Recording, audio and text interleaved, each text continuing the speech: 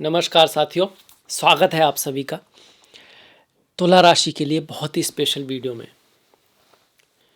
देखिए, एक गुरु के पास एक शिष्य आए। उन्होंने कहा कि गुरुजी आपने जो भी बताया मैंने उसको करने की कोशिश किया, याद भी किया, मनन भी किया, पर हो नहीं रहा है, रिजल्ट नहीं मिल रहा। तो इसके ऊपर गुरु कहते हैं कि तुमने ट्राई किया ना, कोशिश किया, अभी भी कर रहे हो, हार नहीं मानी, ये अपने आप में एक सफलता है। सिर्फ लक्ष्य ही महत्वपूर्ण नहीं है, लक्ष्य की तरफ चलते रहना, हार न मानना, प्रयास करते रहना उससे भी ज़्यादा महत्वपूर्ण है, क्योंकि वो लक्ष्य कभी न कभी हासिल ज़रूर हो जाएगा। आज नहीं तो कल, समय लग सकता है, पूर्व जन्म के कर्म होते हैं, बहुत सारी चीज़ें होती हैं, पर जो प्रयास कर रहा है, जिसका खुद के ऊपर भरोसा है, ईश्वर के ऊपर भरोसा है और ऑनेस्टली, ईमानदारी से प्रयास कर रहा है, वो अपने आप में सफल व्यक्ति है। उसके अंदर ये सफलता के गुण हैं, जो गुण होता है वो उसको मिल ही जाता है, आज नहीं तो कल। चलिए शुरुआत करते हैं तुला के मामले में। कैसा रहेगा जनवरी का पहला ही महीना, इस साल का पहला ही महीना। सबसे पहली बात तो ये है कि इस महीने में एक ही भाव में बहुत सारे ग्रह आ रहे हैं। तृतीय भाव में आपके सूर्य है, शुक्र है, बुध है, मंगल है। तृतीय भाव में धनु राशि में महीने के पहले हाफ में सारे ग्रह यहीं पर हैं। इसके अलावा राहु आप जानते हैं पंचम में आपकी कुंभ राशि में गोचर कर रहे हैं, पंचम भाव में। गुरु का गोचर आपके नवम भाव में, भाग्य के भाव में, मिथुन राशि में हो रहा है। साथ में राहु केतु की स्थिति, ये हमेशा आमने सामने रहते हैं। राहु अगर कुंभ में है तो केतु सिंह में है। सूर्य और शनि आमने सामने आ जाते हैं, सूर्य और चंद्रमा आमने सामने आते हैं, क्योंकि शनि सबसे दूर के हैं और इनका कहीं ना कहीं विरोध करते हैं, चंद्रमा और सूर्य का। तो राशि भी आपको ऐसे मिलेगी। साथ में शनि जो है खुद अभी गुरु की राशि मीन में चल रहे हैं। आपके लिए बहुत महत्वपूर्ण ग्रह हैं शनि, छठे भाव में चल रहे हैं, मीन राशि में चल रहे हैं। अब बात करते हैं रिजल्ट की। बड़े ग्रहों की बात थोड़ा बाद में और छोटे ग्रहों की बात थोड़ा पहले कर लेते हैं। आपके राशि के स्वामी शुक्र की गति को अगर देखें तो वो 13 तारीख तक तृतीय भाव में, उसके बाद चतुर्थ भाव में रहेंगे। आपकी राशि का स्वामी अगर तृतीय में है तो तृतीय भाव यात्रा का, पराक्रम का, मेहनत का, एफर्ट का, यात्राओं का, अपने आप को एक्सप्रेस करने का, राइटिंग का, क्रिएटिविटी का, इन सब का है। तो भाई ये चीज़ें आपके जीवन में अगर हैं ऑलरेडी, आप कोई राइटर हो, क्रिएटर हो, आप कहीं बोलना होता है आपके काम के लिए इम्पोर्टेंट है, तो उसमें पॉजिटिविटी दिखाएगा। आपके जीवन में ये चीज़ें आ सकती हैं, मतलब यात्रा, ट्रैवल होने का बहुत चांस है। 15 तारीख तक कहीं जाना पड़ सकता है, छोटी मोटी यात्राओं को ये तृतीय भाव दिखाता है। 9वां भाव बड़ी यात्राओं को दिखाता है और 12वां भाव जो है एकदम अब्रॉड, विदेश जाना, बाहर जाना, उसको दिखाता है। तृतीय भाव में ये शुक्र यहाँ पे ये दिखा रहे हैं, कम्युनिकेशन के लिए शुक्र यहाँ पे अच्छे हैं।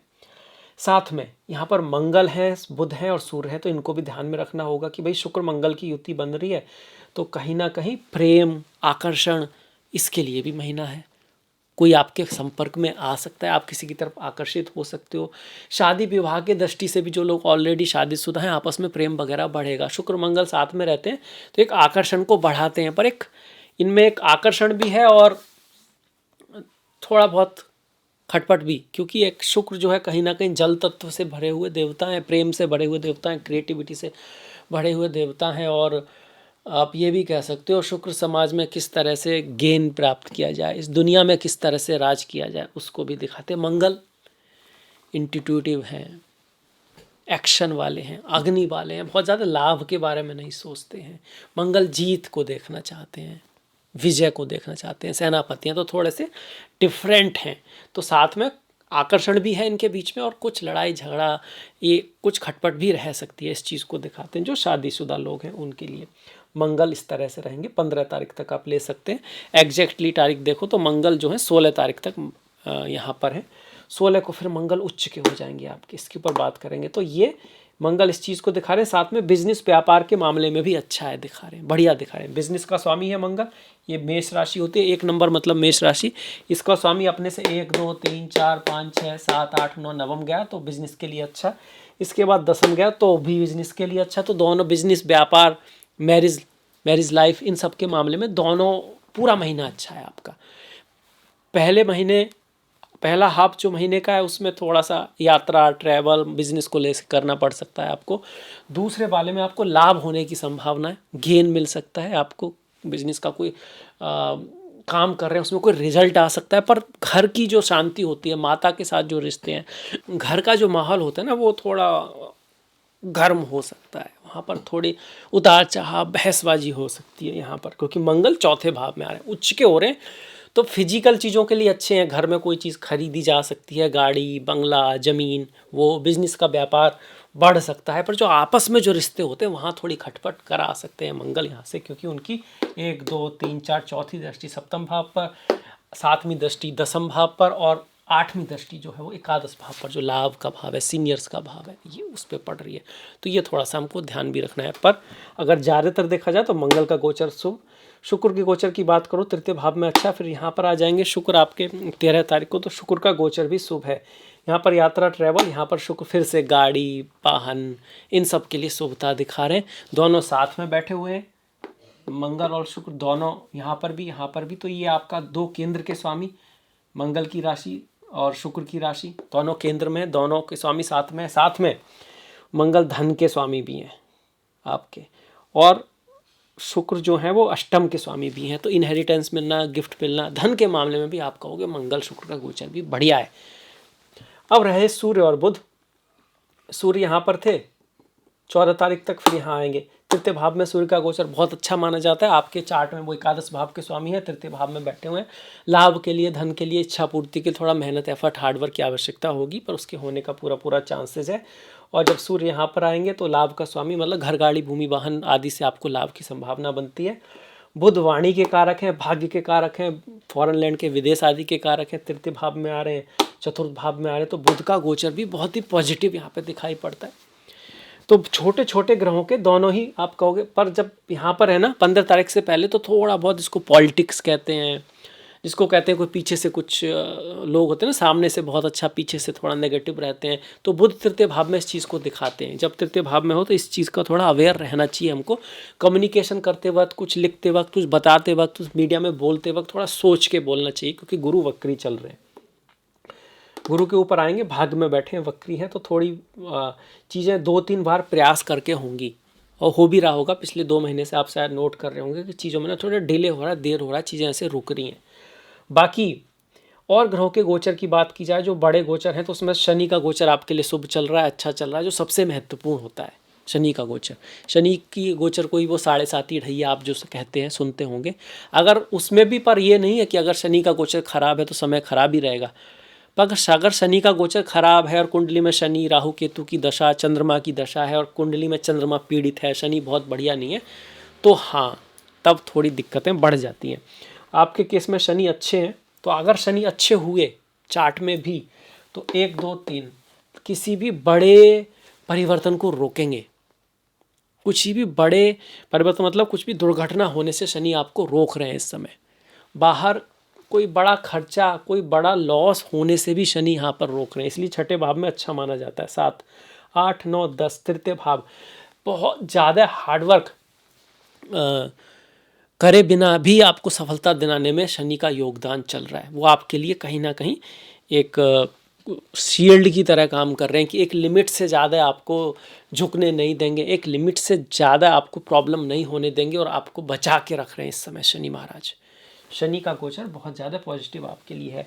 पर शनि स्वयं चौथे और पंचम के स्वामी है, और चौथे भाव का स्वामी अगर छठे भाव में है, पंचम का स्वामी अगर छठे भाव में है, तो इन सब चीज़ों के साथ साथ माता, बंधु आदि से संबंधों में मधुरता लाने की आवश्यकता है। घर जमीन से संबंधित कोई भी इशू, काम जो है, थोड़ा सोच समझ के करें। ये ग्रह इस सबके योग तो बना रहे हैं कि भैया घर खरीद सकता है व्यक्ति, ज़मीन खरीद सकता है, ज़मीन, गाड़ी, फ्लैट से संबंधित चीज़ें की जा सकती हैं, ये योग तो ज़रूर बन रहा है। पर चूंकि इस भाव का स्वामी छठे में है, और छठा भाव रोग, ऋण, शत्रु का होता है, तो एकदम जिसको कहते हैं निश्चल, एकदम एकदम सब चीज़ें पॉजिटिव ऐसा नहीं दिखा रहा है। इसका मतलब चीज़ों को चेक करके करना है, देख के करना है, सोच समझ के करना है। जब बात आए घर, गाड़ी, भूमि, वाहन, माता, दोस्त, फ्रेंड, उसके मामले में कभी कभी ऐसा होता है कि माता की हेल्थ में थोड़ा बहुत दिक्कत चल रही है। वही पंचम का भाव, पंचम में एक तो राहु बैठे, ऊपर से पंचम का स्वामी कहाँ पर, छठे भाव में। तो पंचम भाव किसका, एजुकेशन का, प्रेम का, प्यार का, अपने आप को परफॉर्म करने का, जैसे कोई एक्टर होता है तो परफॉर्म करता है, एक्टिंग करता है, कोई रेसर होता है तो भागता है, या कोई वॉलीबॉल प्लेयर है तो उसको हर बार खेलना होता है। मतलब अपने आप को जब हम परफॉर्म करते हैं, वो छठे में जा रहा है मतलब बहुत कम्पिटिटिव होगे, मेहनत करोगे, एफर्ट करोगे, या फिर कॉम्पिटिटिव होने से, मेहनत करने से, एफर्ट डालने से ही चीज़ें बनेंगी। जल जल के ही सोना कुंदन होता है।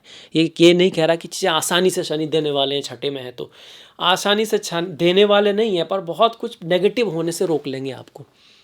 कोई कोर्ट केस चल रहा है तो उसमें हारने से आपको बचा लेंगे, पर जीतने के लिए मेहनत बहुत करनी पड़ेगी। इस तरह से शनि को समझना चाहिए। शनि जिन भावों पे दृष्टि डालते हैं, अगर वो खराब भाव हैं तो उनकी नेगेटिविटी को कम कर देते हैं, और जहाँ बैठे हैं वहाँ वृद्धि करते हैं। तो थोड़ा बहुत आपको कंपटीशन भी देंगे, थोड़ा और ऑब्स्टिकल भी आएंगे, पर जिता लेंगे आपको मेहनत और प्रयास के साथ ही। वही गुरु की बात करें, गुरु चल रहे हैं वक्री। पहले तो गुरु का गोचर आपके लिए बहुत शुभ है। शनि का शुभ हो गया, गुरु का भी ठीक ही है। वक्री है तो उस मामले में हल्का सा भाग्य के भाव में वक्री ग्रह हो तो चीज़ें भाग्य में वक्र वक्र टेढ़ी टेढ़ी होके होती हैं, सीधी साधी नहीं होती। सीधी उंगली से घी नहीं निकलता, कुछ ना कुछ तो हो जाता है बीच में, पर हो जाएगा। भाग्य के भाव में तो होगा, अल्टीमेट रिजल्ट जो होगा अच्छा आने का चांस है। 1 2 3 4 5 आप के लिए भी भाग्यशाली है। आपसे छोटे आपको सपोर्ट भी मिलेगा कहीं ना कहीं, भाई बहन। देखिए इस भाव को भाइयों का भाव कहा गया है, भाई बहन का भाव कहा गया है। पहले ज़माने में भाई बहन जो होते हैं सब मिलके काम करते थे नॉर्मली लोग, तो जिसके भाई बहन सपोर्ट करते थे वो आगे जा सकता था। इन अ वे सपोर्ट का भाव है। आपके पास कितना ही बड़ा आइडिया क्यों ना हो, आपको कोई साथ देने वाला ही ना हो तो आइडिया को लेके कहाँ तक घूमोगे आप। बहुतों के पास आइडिया होते हैं, पर ना तो उस आइडिया को मूर्त करने के लिए मेहनत कर पाते, ना ही उसको एक पार्टनर चाहिए, हाथ चाहिए, आपको लोग चाहिए जो भले ही आपकी तरह बुद्धिमान ना हो, जो एकादश भाव है उनके पास भले ही आइडिया ना हो पर करने के लिए हिम्मत हो, वो चाहिए। तो तृतीय भाव यही कहता है कि कहीं ना कहीं आपको सपोर्ट करने वाले लोग मिल सकते हैं। इस चीज़ के लिए गुरु अच्छा योग बना रहे हैं।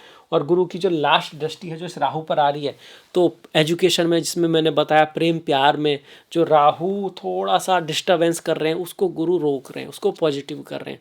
ये भी कह रहे हैं कि आप के मन में थोड़ा बहुत शक या थोड़ा बहुत लड़ाई झगड़ा अपने पार्टनर के साथ या एजुकेशन से मन हटना, ऐसी चीज़ें होंगी, पर आप समझोगे, आपका बुद्धि काम करेगी, आपका दिमाग जो है आपको रास्ता दिखाएगा।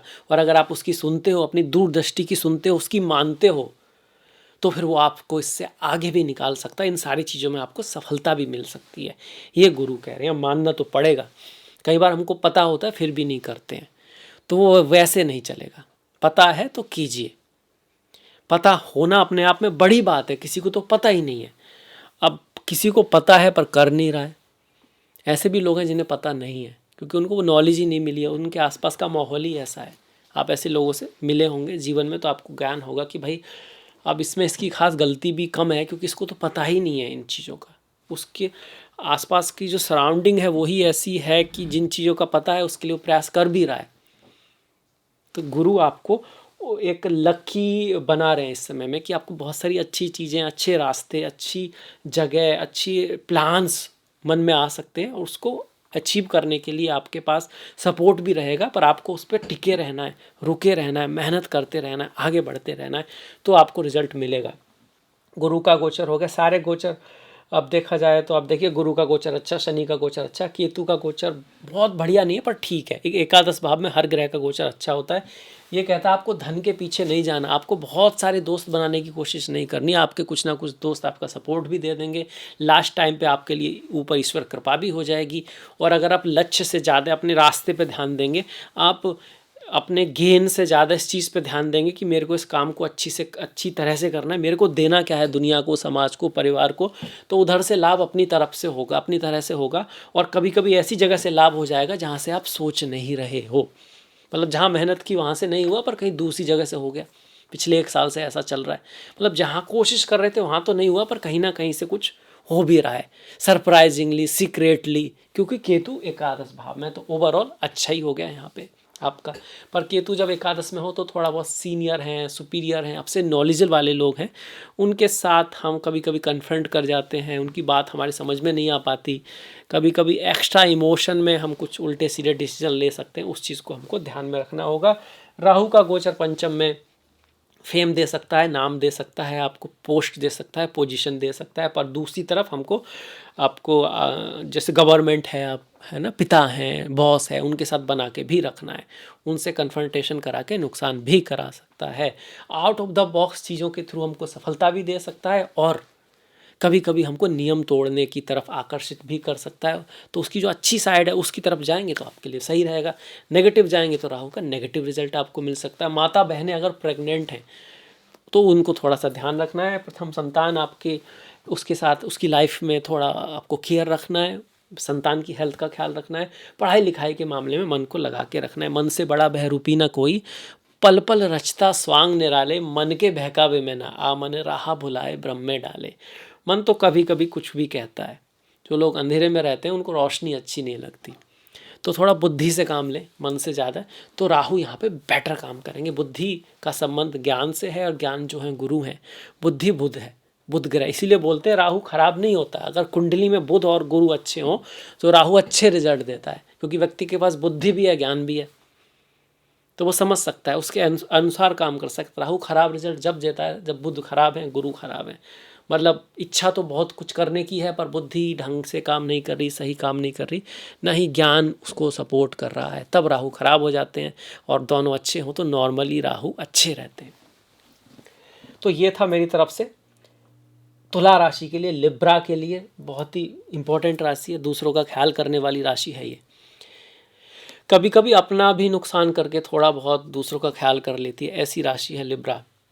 तो उनके लिए था ये तुला राशि का राशिफल 2026 के पहले महीने जनवरी के लिए। कैसा लगा बताइएगा, अच्छा लगा है तो शेयर लाइक करना ज़रूर कीजिएगा, मत भूलिएगा। आपने इतना सारा समय दिया इसके लिए आपका दिल से बहुत बहुत धन्यवाद। नमस्कार।